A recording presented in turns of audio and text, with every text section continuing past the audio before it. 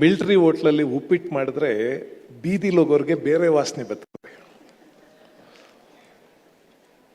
ಅದು military hotel ಅಲ್ವಾ, ಅದರಿಂದ ಉಪ್ಪಿಟ್ಟು ಮಾಡ್ತಿದ್ದಾರೆ ಅಂತ ಅನ್ಕೊಳ್ಳೋದಿಲ್ಲ ಅವರು. ಯಾಕೆ ಹೀಗೆ ಹೇಳಬೇಕು ಅಂತ ಅನ್ನಿಸ್ತು ಅಂದರೆ, ಜಿ ಟಿ ದೇವೇಗೌಡರನ್ನ ಮಧ್ಯದಲ್ಲಿ ಕೂರಿಸ್ಕೊಂಡು ನಾವು ಯಾವ ಕಾರ್ಯಕ್ರಮ ಮಾಡಿದ್ರು ಬೇರೆ ಯಾರಿಗೋ ಒಂಚೂರು ರಾಜಕಾರಣದ ವಾಸನೆ ಬಂದ್ಬಿಡುತ್ತೆ. ಇದು ಹಾಗಾಗಬಾರ್ದು ಅಂತ ಸ್ವತಃ ಜಿ ಟಿ ದೇವೇಗೌಡರು ಮತ್ತು ನಾವೆಲ್ಲರೂ ಪ್ರಯತ್ನ ಪಟ್ಟಿದ್ದೀವಿ. ತಾವೆಲ್ಲರೂ ಬಹಳ ಸೂಕ್ಷ್ಮವಾಗಿ ವೇದಿಕೆಯನ್ನು ಗಮನಿಸಿದ್ರೆ ನಿಮ್ಗೆ ಅರ್ಥ ಆಗತ್ತೆ. ಈ ಕಾರ್ಯಕ್ರಮದಲ್ಲಿ ಯಾರು ಬಂದಿದ್ದಾರೆ ಮತ್ತು ಅವ್ರು ಏನು ಮಾತಾಡಬಹುದು, ಈ ಕಾರ್ಯಕ್ರಮಕ್ಕೆ ಬೇರೆದೇ ಒಂದು ಉದ್ದೇಶ ಇದೆ ಅಂತ ತಮಗೆ ಅನಿಸಿದ್ರೆ ನಮಗೆ ಬಹಳ ಸಂತೋಷ ಆಗುತ್ತೆ.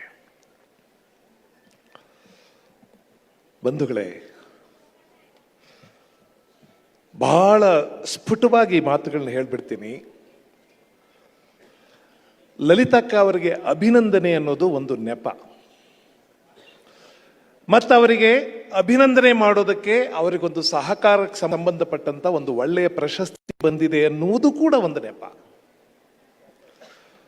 ನಾವು ಈ ನೆಪವನ್ನ ಇಟ್ಟುಕೊಂಡು ಈ ಮನೆಯ ತಪಸ್ವಿನಿಯನ್ನ ಗೌರವಿಸುವಂತ ಒಂದು ಕೆಲಸ ಮಾಡಬೇಕು ಅಂತ ಅಂದ್ಕೊಂಡಿದ್ದೀವಿ. ಮನೆಯ ತಪಸ್ವಿನಿ ಅನ್ನೋದು ಕುವೆಂಪು ಅವರು ಹೇಳಿದಂತ ಒಂದು ಶಬ್ದ. ಅದು ಮನೆಯಲ್ಲಿರುವ ಗೃಹಿಣಿಯರನ್ನ ಅವರು ಮನೆಯ ತಪಸ್ವಿನಿ ಅಂತ ಕರೀತಾರೆ. ದಯವಿಟ್ಟು ತಾವು ಸಾವಧಾನದಿಂದ ಆಲಿಸಬೇಕು. ಮನೆಯಲ್ಲಿರುವ ಗೃಹಿಣಿಯರನ್ನ ಕುರಿತು ಕುವೆಂಪು ಅವರು ಎಷ್ಟು ಪೂಜ್ಯ ಭಾವದಿಂದ ಒಂದು ಪದ್ಯ ಬರೆದಿದ್ದಾರೆ ಅಂದರೆ, ನಾನು ಎಲ್ಲ ಉದ್ದದ ಪದ್ಯ ಓದೋದಿಲ್ಲ, ಕೆಲವು ಸಾಲುಗಳನ್ನು ಮಾತ್ರ ಓದ್ತೀನಿ. ಎಷ್ಟು ಚಂದವಾದ ಮಾತು ಗಮನಿಸಿ. ಮನೆಯಲ್ಲಿ ನೀನಾಗಿ ಹೇ ಗೃಹಶ್ರೀ, ಹೆಸರಿಲ್ಲದ ಹೆಸರು ನಿನಗೆ ಗೃಹಸ್ತ್ರೀ. ಹೇ ದಿವ್ಯ ಸಾಮಾನ್ಯೆ, ಹೇ ಭವ್ಯೆ ದೇವಮಾನ್ಯೆ, ಚಿರಂತನ ಅಕೀರ್ತಿ ಕನ್ಯೆ, ಅನ್ನಪೂರ್ಣೆ ಅಹಂ ಶೂನ್ಯೆ, ನಮೋ ನಿನಗೆ ನಿತ್ಯ ಧನ್ಯೆ. ಅಡುಗೆ ಮನೆಯ ಪರ್ಣಶಾಲೆ, ಒಲೆಯ ಅಗ್ನಿ ಮುಖಜ್ವಾಲೆ, ಬಿಡುವಿಲ್ಲದ ಕಟು ತಪಸ್ಯೆ, ಹುಣ್ಣಿಮೆಯೂ ಅಮಾವಾಸ್ಯೆ, ಆದರೂ ಅಧೀನಾಸ್ಯೆ, ನೀನೆ ನಮಗೆ ಧೈರ್ಯ ಆಶೆ, ನಿನ್ನ ಪಾದಕ್ಕಿದೋ ಪೂಜೆ. ಗಮನಿಸಿ ಸಾಲನ್ನ. ನಿನ್ನ ಪಾದಕ್ಕಿದೋ ಪೂಜೆ, ಪೂತ ಕವನ ಧವಳ ಲಾಜೆ. ಬೆಂಕಿ ಹೊಗೆ ಹೊಗೆ ಬೆಂಕಿ, ಮಸಿ ಮುಸುರೆ ಮುಸುರೆ ಮಸಿ, ಆದರೇನು ನಿಶಂಕೆ. ಚೌಧುರಾಣಿ ಮಹೀಯಸಿ, ನೀನೆ ಗರತಿ ನೀನೆ ರತಿ, ಎದೆ ಎದೆಗೂ ಹೂವಾರತಿ. ನೀನಿರದಿರೆ ಲೋಕದ ಗತಿ, ದುರ್ಗತಿ ಮೃತಿ ದೇವರೇ ಗತಿ. ರಕ್ಷಿಸುವೋ ದೈನಂದಿನ ಸಂಸಾರದ ರಸರೂಪದ ಚಿರತಾಪಸಿ, ಸುರರೂಪಸಿ, ಯತಿ ಸತಿ ಶಿವೆ ಓ ಪಾರ್ವತಿ.